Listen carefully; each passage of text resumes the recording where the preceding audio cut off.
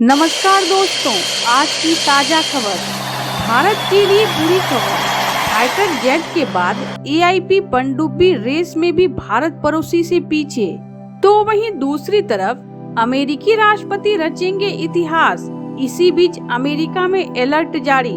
जहां एक तरफ ये सब कुछ चल रहा है तो वहीं दूसरी तरफ पाकिस्तानी पूर्व पीएम को जेल से बाहर आने के सारे दरवाजे हुए बंद। जियोपॉलिटिक्स में बहुत कुछ चल रहा है, जानने को मिलेगा बहुत कुछ। आइए जानते हैं इन खबरों को विस्तार से। अल कादिर ट्रस्ट भ्रष्टाचार केस में पाकिस्तान की एक अदालत ने पूर्व प्रधानमंत्री इमरान खान और उसकी पत्नी को दोषी ठहराते हुए सख्त सजा सुनाई है। जवाबदेही अदालत ने शुक्रवार को पाकिस्तान तहरीक ए इंसाफ के संस्थापक इमरान खान और उनकी पत्नी बुशरा बीबी को 190 मिलियन पाउंड के मामले में दोषी ठहराया है। जवाबदेही अदालत के न्यायाधीश नासिर जावेद राणा ने पीटीआई संस्थापक की 14 साल की सजा और उनकी पत्नी को 7 साल की सजा सुनाई है। साथ ही उन पर भारी जुर्माना भी लगाया है। पीटीआई संस्थापक इमरान खान को 1 मिलियन रुपए का जुर्माना देना होगा और उनकी पत्नी पर 5 मिलियन रुपए का जुर्माना लगाया गया है। कोर्ट ने फैसला सुनाते हुए कहा है कि यदि इमरान खान जुर्माना नहीं भरते हैं तो पूर्व प्रधानमंत्री को 6 महीने और बुशरा को 3 महीने का सजा और काटनी होगी। प्रोसिक्यूटर जनरल सरदार मुजफ्फर अब्बासी के नेतृत्व में राष्ट्रीय जवाबदेही ब्यूरो की टीम न्यायाधीश नासिर जावेद राणा द्वारा बहुप्रतीक्षित फैसले की घोषणा में शामिल होने के लिए अदियाला जेल में मौजूद थी। जेल में पीटीआई संस्थापक की पत्नी बुशरा बीबी, बैरिस्टर गौहर खान, शोएब शाहीन, सलमान अकरम राजा और अन्य वकील भी मौजूद थे। फैसले की घोषणा के बाद बुशरा बीबी को हिरासत में ले लिया गया है और सूत्रों ने बताया है कि अदियाला जेल में उनकी कोठरी पहले से ही तैयार थी। फैसले के अनुसार पूर्व प्रधानमंत्री खान को भ्रष्ट आचरण और अधिकार के दुरुपयोग के लिए दोषी ठहराया गया है, जबकि बुशरा बीबी को अवैध गतिविधियों में संलिप्तता के लिए दोषी ठहराया गया है। न्यायाधीश ने अधिकारियों को अल कादिर ट्रस्ट विश्वविद्यालय को संघीय सरकार की हिरासत में देने का निर्देश दिया है। अल कादिर ट्रस्ट केस में इमरान खान और उनकी पत्नी बुशरा बीबी पर एक रियल एस्टेट कंपनी को मनी लॉन्ड्रिंग के मामले में बचाने के लिए कथित तौर पर 190 मिलियन पाउंड और सैकड़ों कनाल जमीन लेने के आरोप हैं। आरोप के मुताबिक इमरान ने यह रकम अपनी सरकार के कार्यकाल के दौरान उस 50 अरब डॉलर को सरकारी खजाने से डाइवर्ट करने के लिए लिया था, जो यूनाइटेड किंगडम की ओर से वापस किया गया था। उस समय ब्रिटिश क्राइम एजेंसी ने कहा था कि यह राशि पाकिस्तान सरकार को दी जानी थी, क्योंकि पाकिस्तानी प्रॉपर्टी टाइकून के साथ उसका समझौता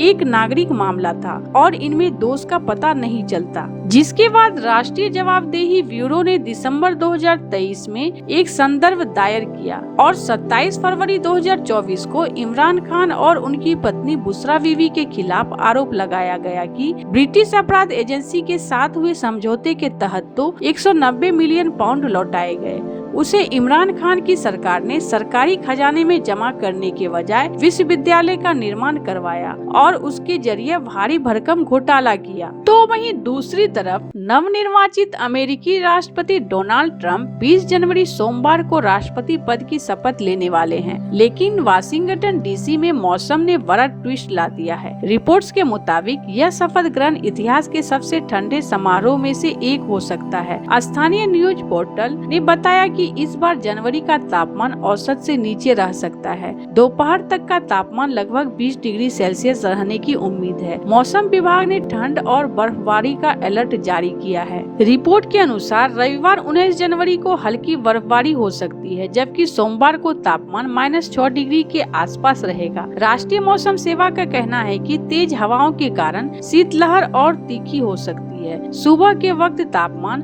-12 डिग्री सेल्सियस तक पहुंचने की उम्मीद है, जो दिन में सिर्फ 20 डिग्री फ़ारेनहाइट तक जाएगा। मौसम विज्ञान के एक रिपोर्ट ने कहा कि यह बहुत ठंड दिन होगा। हवा की वजह से ऐसा महसूस होगा जैसे तापमान सिंगल डिजिट्स में है। उन्होंने बताया कि इस समय वाशिंगटन में औसतन तापमान 38 डिग्री फ़ारेनहाइट होता है, लेकिन इस बार ठंड सारे रिकॉर्ड तोड़ सकती है। मौसम के खराब अनुमान के बावजूद शपथ ग्रहण ग्रहण समारोह की तैयारियां जारी है। व्हाइट हाउस के बाहर राष्ट्रपति पद के निरीक्षण स्टैंड पर कामगारों को अंतिम रूप देते हुए देखा गया है। समारोह में सैकड़ों हजारों लोगों के शामिल होने की उम्मीद है, जिन्हें ठंड से बचने के लिए गर्म कपड़े पहनने की सलाह दी जा रही है।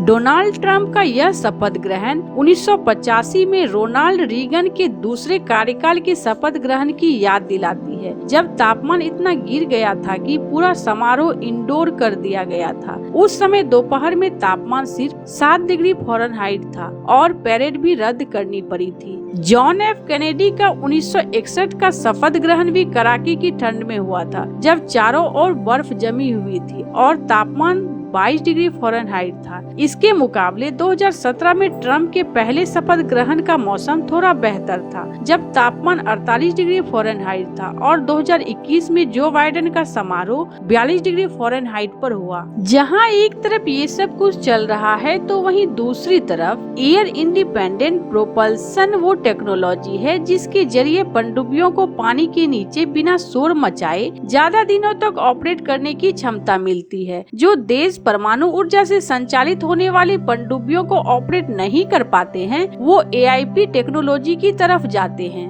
भारतीय नौसेना ने पिछले दिनों P-75 स्कॉर्पियन प्रोजेक्ट के तहत छठी और अंतिम पनडुब्बी को अपने बेड़े में शामिल किया है, लेकिन एयर इंडिपेंडेंट प्रोपल्सन तकनीकी अभी भी भारतीय नौसेना के पनडुब्बी बेड़े में नहीं है। इसके विपरीत ऐसी रिपोर्ट्स है कि पाकिस्तान की नौसेना में पहली AIP पनडुब्बी तय सीमा पर शामिल होने वाली है, जिसका निर्माण चीन ने किया है। यानी 5वीं पीढ़ी के फाइटर जेट्स को अपने बेड़े में शामिल करने के पीछे रहने के बाद अब AIP पनडुब्बी की रेस में भी भारत अपने दुश्मन पाकिस्तान से पीछा हो सकता है। भारतीय नौसेना अभी तक एक भी AIP से लैस पनडुब्बी का संचालन नहीं करती है। इस बीच भारतीय नौसेना के तीनों फ्रांसीसी अगोस्टा 90B AIP टेक्नोलॉजी से ऑपरेट करती है। लेटेस्ट डेवलपमेंट के मुताबिक हैंगर पनडुब्बियों के 2020 के दशक के अंत और 2030 के दशक की शुरुआत तक पाकिस्तानी नौसेना में शामिल होने की उम्मीद है। पूरा होने पर पनडुब्बियां पाकिस्तानी नौसेना के बेड़े में शामिल हो जाएगी, जिससे इसकी AIP से लैस पनडुब्बियों की संख्या 11 हो जाएगी।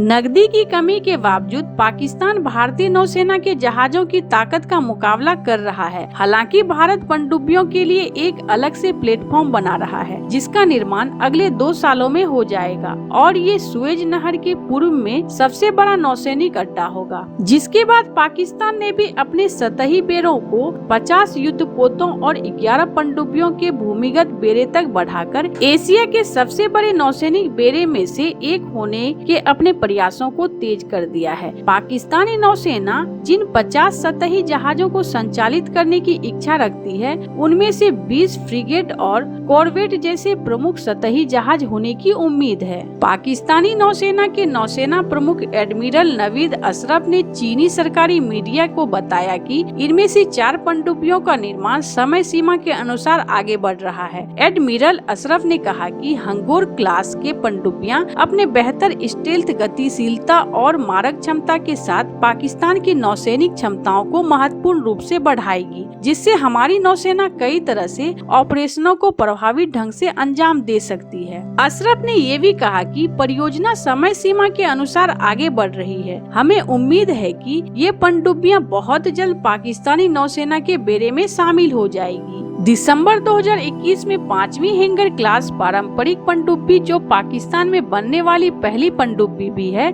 उसका स्टील कटिंग समारोह हुआ। इसके साथ ही पाकिस्तान को दुनिया की शीर्ष श्रेणी के आधुनिक पनडुब्बी बनाने में अमूल्य अनुभव प्राप्त होगा। हैंगर पनडुब्बियां चीनी युआन श्रेणी में पनडुब्बियों पर आधारित S-26 वेरिएंट है, लेकिन निर्यात के लिए विकसित की गई है। मानक ग्रेड S-26 में कई डिजाइन परिवर्तन किए गए थे। INS बागसीर के शामिल होने के साथ ही भारतीय पनडुब्बी बेड़े में वर्तमान में 17 पारंपरिक पनडुब्बियां हो गई है। स्कॉर्पियन क्लास की इस पनडुब्बी को स्वदेशी AIP प्रणाली से तब सुसज्जित किया जाएगा, जब इस श्रेणी की पहली पनडुब्बी INS कलवरी का बड़े पैमाने पर नवीनीकरण किया जाएगा। हाल ही में बनी 6 पनडुब्बियों के अलावा भारत की बाकी पनडुब्बियां 30 साल से ज्यादा पुरानी है और उनकी सेवा समाप्ति की तारीख नजदीक है। रूस के यूक्रेन युद्ध के वजह से भारत की पुरानी शिशुमार क्लास और सिंह घोष क्लास की पनडुब्बियों को स्पेयर पार्ट्स की समस्या का सामना करना पड़ रहा है। भारतीय नौसेना प्रोजेक्ट 751 के तहत AIP से लैस पनडुब्बियों के निर्माण के लिए एक विदेशी विक्रेता की तलाश कर रही है। इसने जर्मनी और स्पेस द्वारा पेश की गई प्रणाली का सबसे पहले ही फील्ड मूल्यांकन कर लिया है। हालांकि यह अभी तय नहीं हुआ है कि अनुबंध किसे मिलेगा। वहीं यह देखते हुए कि समझौते का हस्ताक्षर करने के बाद पहली स्कॉर्पियन श्रेणी की पनडुब्बी को भारतीय नौसेना के बेड़े में शामिल होने में 11 साल लग गए। प्रोजेक्ट 751 के तहत निर्मित होने वाली पनडुब्बियों के परिचालन में आने में कम से कम 1 दशक का समय लगेगा। ऐसे आपको क्या लगता है इन सब मामलों में? आपकी क्या राय है? कमेंट कर जरूर बताएं। जल्द मिलते हैं अगले वीडियो में नई खबर के साथ।